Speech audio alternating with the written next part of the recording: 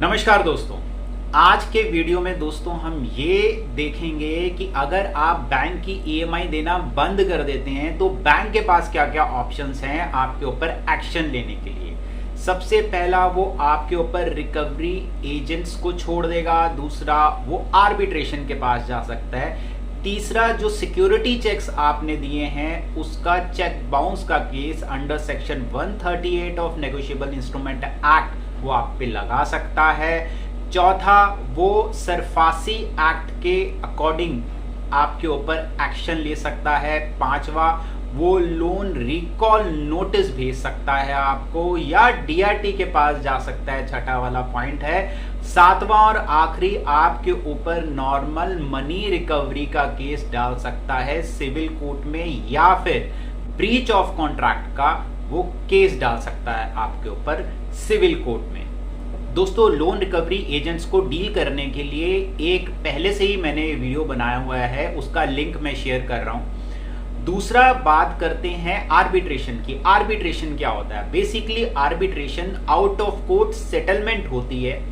जो एक या एक से ज्यादा आर्बिट्रेटर करता है, और ये बैंक और क्लाइंट के बीच में होता है और ये लीगली वैलिड होता है। मतलब इसका डिसीजन जो है वो माना जाता है लीगली।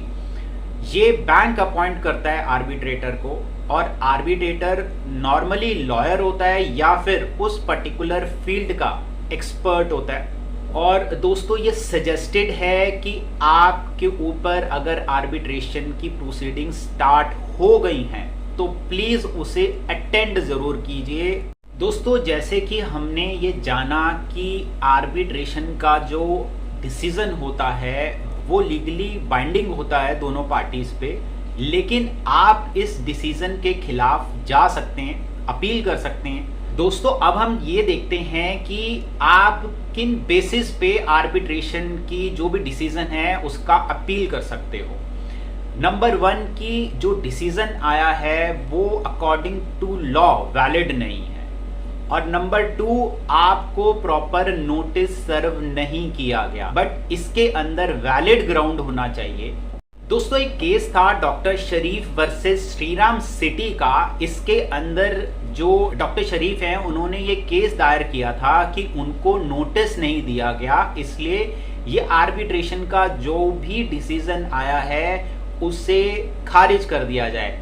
लेकिन अपोजिट पार्टी ने ये प्रूव कर दिया, लोन डॉक्यूमेंट्स में ये कहा गया था कि अगर आप ईएमआई नहीं देते तो आर्बिट्रेशन की प्रोसीडिंग स्टार्ट हो जाएगी और सिर्फ इंफॉर्मेशन के लिए आपको इत्तला कर दी जाएगी। तो इस पर्टिकुलर केस के अंदर ये केस डॉक्टर शरीफ के अगेंस्ट गया था, खारिज कर दिया गया था, और आर्बिट्रेशन की जो डिसीजन है उसे माना गया था।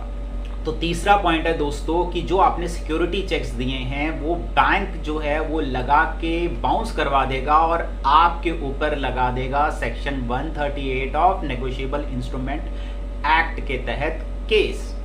आप इसके अगेंस्ट भी प्ली कर सकते हैं, लेकिन कोई बेकार सा रीजन नहीं होना चाहिए। रीजन जरूर आपका वैलिड होना चाहिए। जैसे एक श्री जय नायक का केस था जिसके अंदर जो एक्यूज्ड है उसने ये कहा था कि उसने लोन डॉक्यूमेंट्स पे बिना पढ़े साइन किया था और सिक्योरिटी चेक्स भी ऐसे ही दे दिए थे। लेकिन कोर्ट ने ये कहा कि भाई साहब, आप एक प्रोफेसर हैं, आप बिना पढ़े कैसे लोन डॉक्यूमेंट्स पे साइन कर सकते हैं या किसी को चेक दे सकते हैं।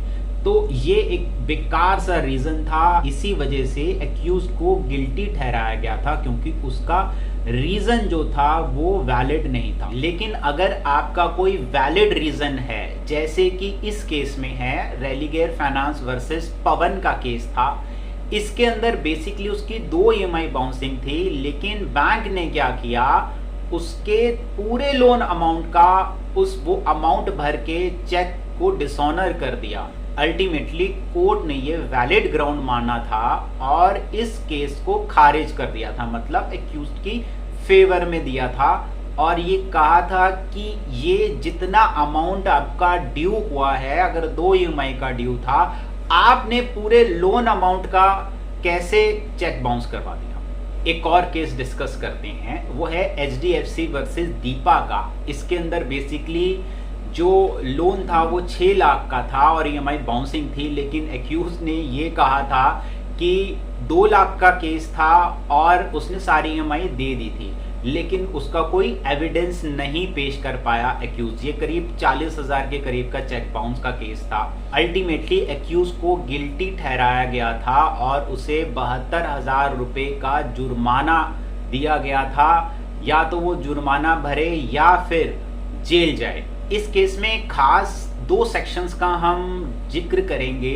एक सेक्शन है दोस्तों 357 सबसेक्शन 1 ऑफ CRPC। ये कहता है कि अगर कोई फाइन लिया गया है एक्यूज से तो वो या तो सारा का सारा चला जाएगा अपोजिट पार्टी को, या फिर उसमें से थोड़ा सा हिस्सा कोर्ट रखेगा, बाकी अपोजिट पार्टी को जाएगा।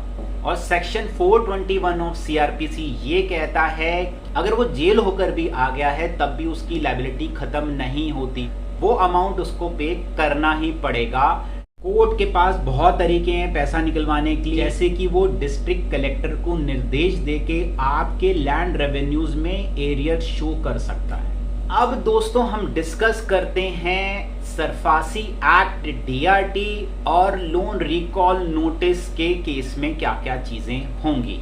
सबसे पहले हम डिस्कस करते हैं सेक्शन 13 सबसेक्शन 2 और सरफासी एक्ट क्या कहता है। अगर आपकी 3 से ज्यादा EMI बाउंसिंग हो गई है तो उसे NPA क्लासिफाई किया जाएगा और आपको नोटिस दिया जाएगा कि आप 60 दिन के अंदर अंदर EMI भर के अपना लोन अकाउंट जो है वो रेगुलराइज कीजिए।